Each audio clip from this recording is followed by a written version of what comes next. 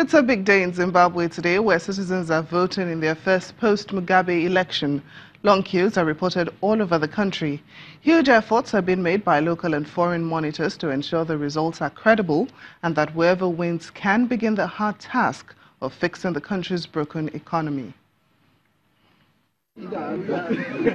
Zimbabweans began voting early this morning in the first election since the removal of former President Robert Mugabe.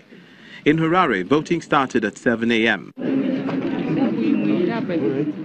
Voters queued from before sunrise ahead of a watershed vote Zimbabweans hope will rid the country of its global pariah status and spark a recovery in its failed economy. Yeah, it's my first time. Yeah, it's just that we as young people, we're hoping for change.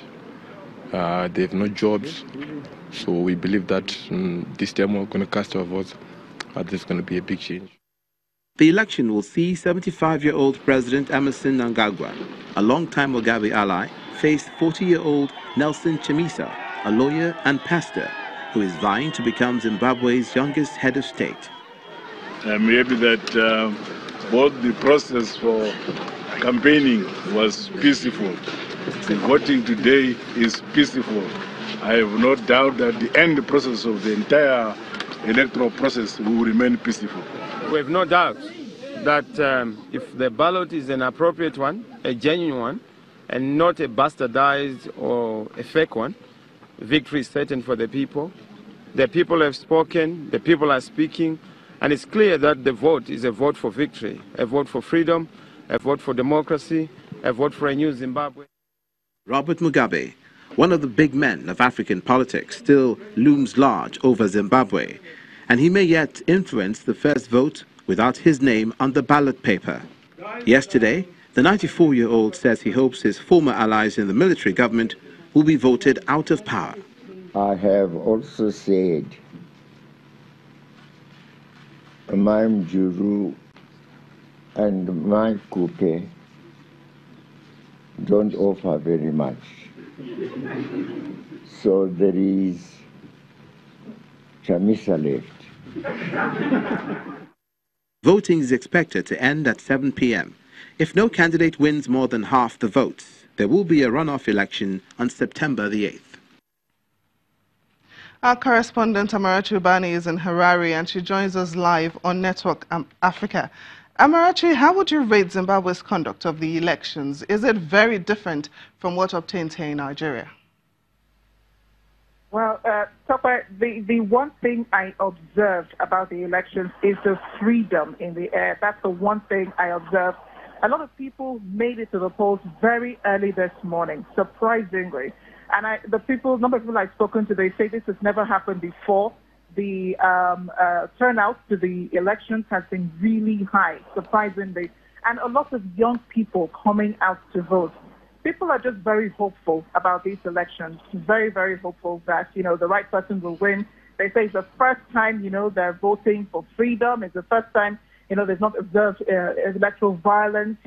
I've met with about 3 observers from 3 different political parties who have been here, and they say they're having a good time here right now. But at the moment, much of the voting has been done. Just people trickling into polling centers now to cast their ballots, and everybody looking forward to 7 o'clock when the ballots will be counted.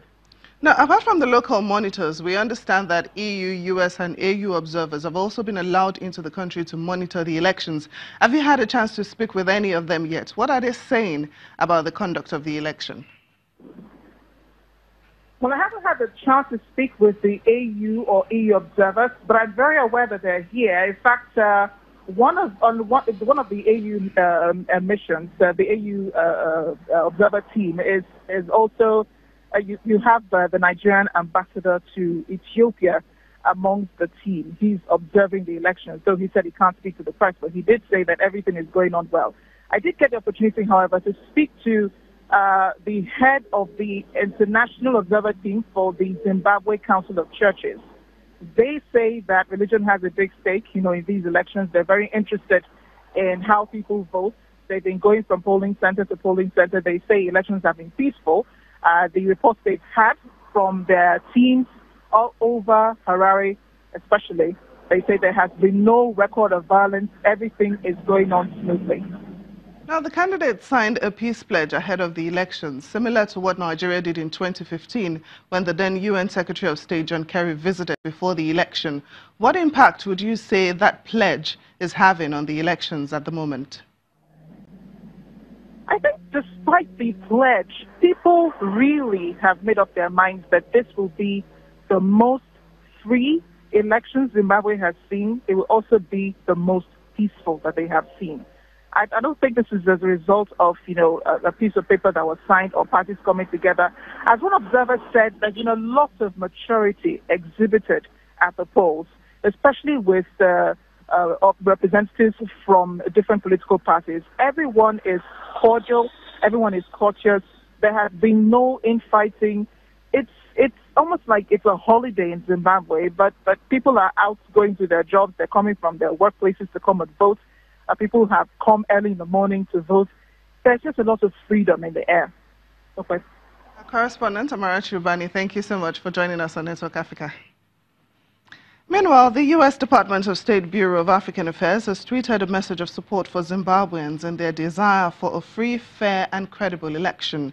Assistant Secretary Thibo Nagy adds that having met the two main candidates, he hopes their pledge of commitment to a peaceful process will be matched by their actions. He warned all candidates that the world is watching. For the first time in 16 years, EU and US observers have been allowed to monitor the vote. There are also observers from the African Union, the Southern African Development Community, and Zimbabwean NGOs. We are still keeping our eyes on the elections in Zimbabwe. Local journalist Nigel Yamamoto joins us live on the program. Nigel, thanks for joining us on the program. Give us a feel of what the voting process has been like so far. Generally, there was a few hiccups here and there.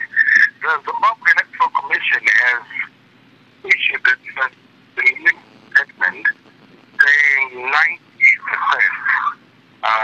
of all the polling stations have been opened, with a few incidences of administrative and logistical glitches.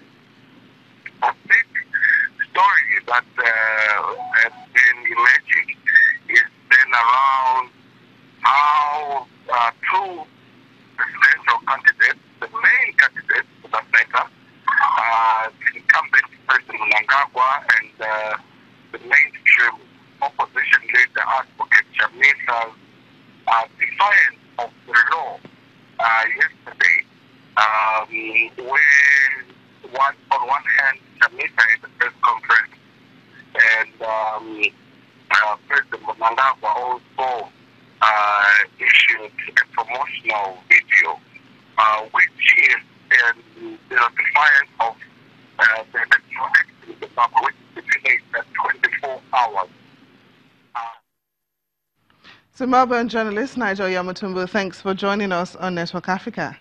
Now, while all eyes are on the elections in Zimbabwe, news coming in from South Africa says a court has lifted Grace Mugabe's immunity.